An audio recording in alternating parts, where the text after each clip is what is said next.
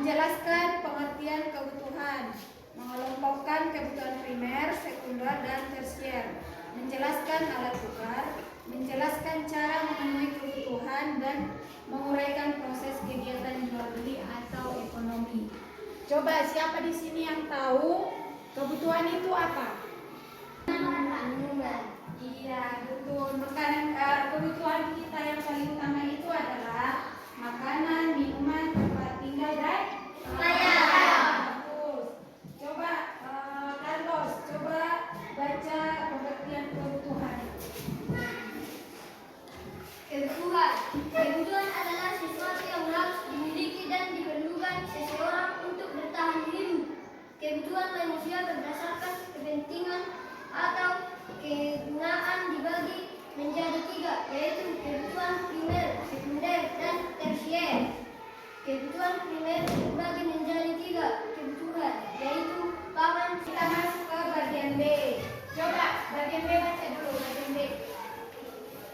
Apa judulnya? Cara memenuhi kebutuhan itu. Manusia melakukan banyak cara untuk memenuhi kebutuhannya. Salah satu cara untuk memenuhi kebutuhan hidup adalah dengan bekerja.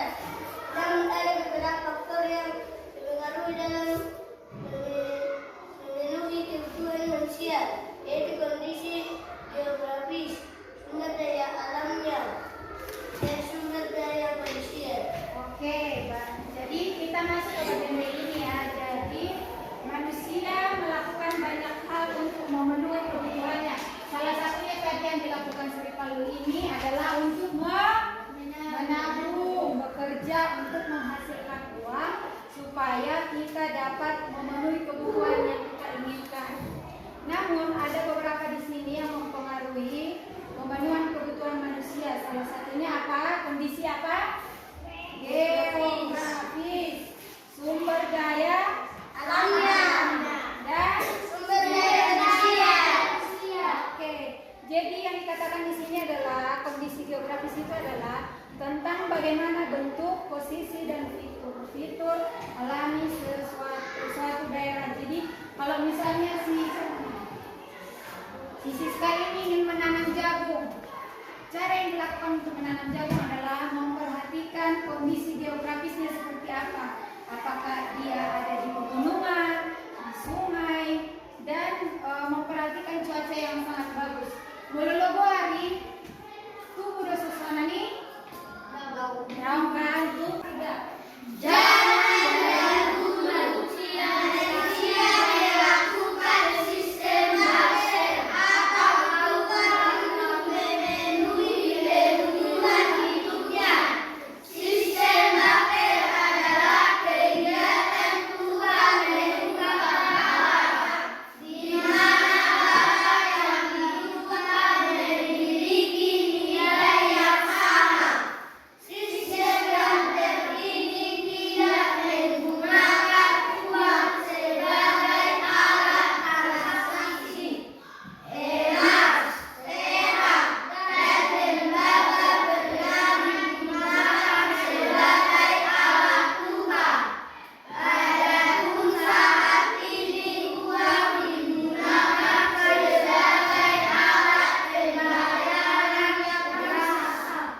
Syarat uang menjadi alat tukar adalah tidak dapat mengalami perubahan, mudah dibawa, dan tidak mudah dipalsukan. Oke, pada zaman dahulu itu najolo tidak ada dipergunakan, tidak ada memakai uang ya. Jadi pada zaman dahulu itu tidak ada menggunakan uang. Jadi apa yang digunakan? Misalnya si Samuel ini punya pulpen dan si Nuriana punya penggaris ya. Jadi si Nuriana ini butuh pulpen dan si Samuel ini butuh penggaris. Apa yang dilakukan dengan menukar ya? Tidak ada uang. Jadi zaman dahulu itu yang dipergunakan adalah barter ya, sistem barter. Oke. Tetapi pada zaman sekarang tidak ada lagi yang dinamakan barter. Semua orang melakukan uang untuk menukar. Jadi uang ini adalah alat yang sah untuk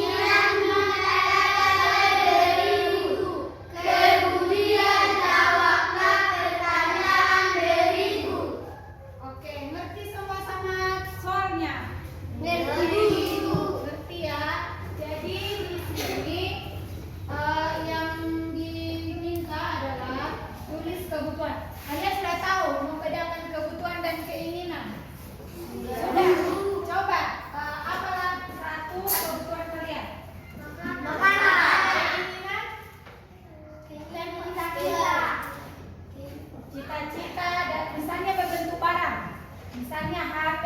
HP itu kebutuhan kita paling utama. HP itu kebutuhan atau keinginan? Keinginan.